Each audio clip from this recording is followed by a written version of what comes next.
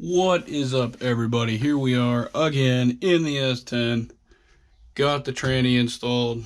Got my little bracket rear support brace dude installed. And today, the thing I was dreading a lot, building a tunnel for this bad boy. It's not going to be fun. There's a bunch of junk that I'm not really going to remove, just going to kind of work around and stuff. Oh, so it's going to be a nightmare, but I will pull the seat out because we are going to make a drive shaft tunnel as well. That'll kind of cut up here, go through here, and hopefully the drive shaft will be low enough that I don't have to remove this guy, because this is all situated and I really don't want to have to move it. But if I had to move it, then that's just how it be. But anyway, it'll at least go back to here.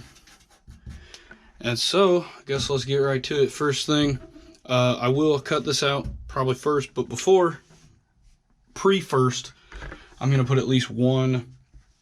I'm going to make a skeleton out of some flat bar. This stuff. I'm going to make a skeleton out of that junk. Because that's a lot of sheet metal to hold itself up. Also, if I cut from here to here, before I do anything with no skeleton, this half and that half will be almost completely holding themselves up, so it'll be really flimsy. It's already kind of flimsy, so we'll go ahead and put some structure in there before we cut out the middle of it.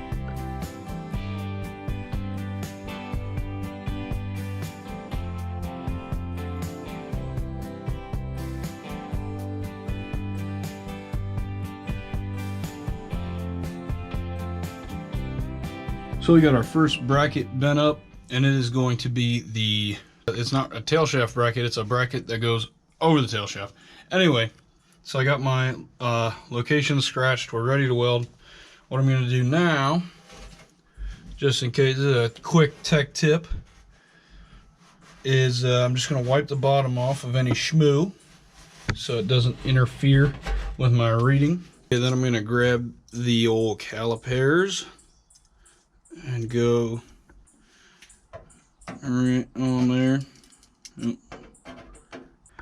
42-ish thousandths. So what that tells me, it's 42 thousandths thick, and that means that since I'm going to TIG weld these in place, I want to use about 40 amps to make the welds.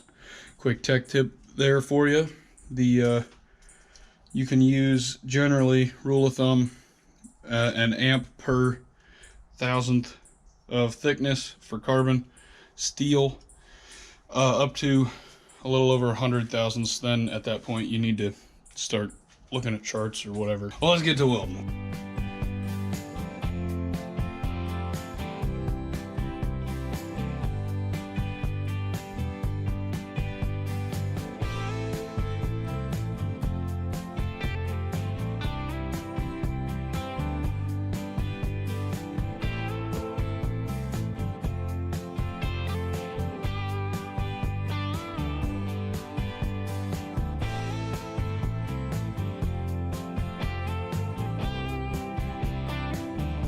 All right, and just like that, I got the last three cut, bent, all that junk. Still need to weld the last three. We got the first two in, and then 1, 2, 3 down the back for the drive shaft. Got the string here connecting the transmission to the differential in the rear, and it's pulled taut so that I'll know kind of the drive shaft path and how high it'll need to be. I do plan on dropping the rear a good amount. Basically, as much as I can get the tires up into the bed, I'm going to do that. And of course, when that goes up, the drive shaft will rise too. So that's why I've given myself good 3 or so inches of clearance on that last hoop and where I cut out the floor. Those cuts are a little ugly, but just don't look at it too long and it looks a little better. Time to scratch up these guys, weld them, and then we'll start looking for sheet metal to build the body. Oh, and I got to take the seat out, which I don't want to do because I'm lazy.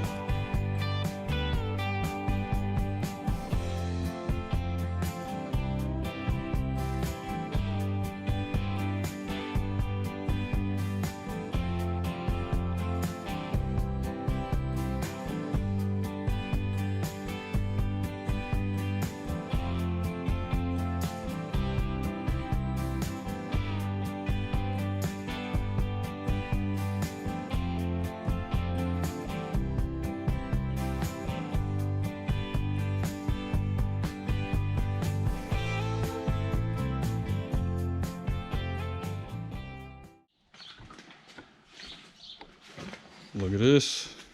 Got a delivery. This right here is some sheet metal, 18 gauge, roughly 4,000 degrees, and that will become our transmission tunnel. Alright, so here we begin the long and painful process of sheet metal work. My least favorite, but gotta be done, I guess. While I was at it, I also threw in the dipstick, and you can see the cooler lines coming off the transmission, so that's progress. But got my first piece cut and out of cardboard, so go ahead and mark this up on the sheet metal, throw it into place, and then we will, I think they're symmetrical, so this will also work on the other side here, and then cut this one up at the top, and that's where we'll get started. All that's left, got to scratch up these edges with the wire brush real quick, and then scratch up the supports, little arches on the inside. Then we'll go ahead and start tack welding these with the old TIG gun, old TIG torch.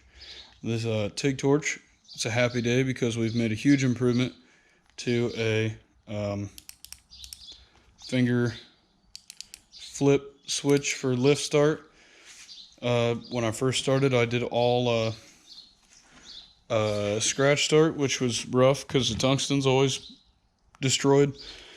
And it's an upgrade from my last invention, which was the redneck foot pedal, which was terrible. So glad to be putting this one in the parts bin and moving on.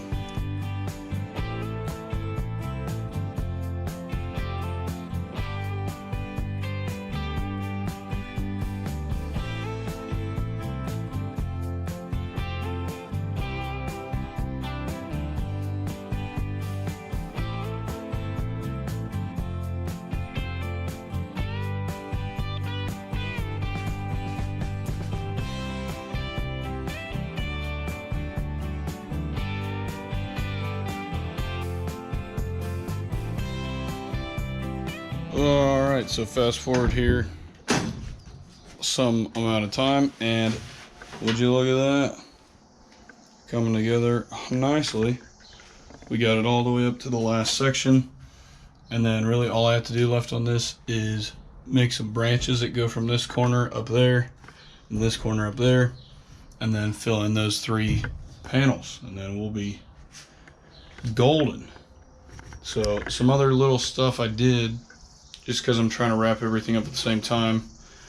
This is I put in a little grommet thing here for the trans cooler fan. So that comes here, is grounded, and then runs back to the relay. All this wiring needs cleaned up. I know it's ugly, but I'm tired of making trans tunnel because I've been doing it for a while and it's not very fun. So what I've decided to do instead, something productive, we're going to mount this bad boy, our ratchet shifter for our TH400, somewhere in here. It'll probably be raised up a little bit. Now I've got a little secret that has to do with that, and it has to do with this panel here. So this panel is going to be the base plate for this. And so I'm probably going to weld 4 legs onto this panel that will branch out, and then weld onto these, just weld onto the tunnel right here. Make up this bracket first, and then our shifter will just simply be able to bolt right onto it.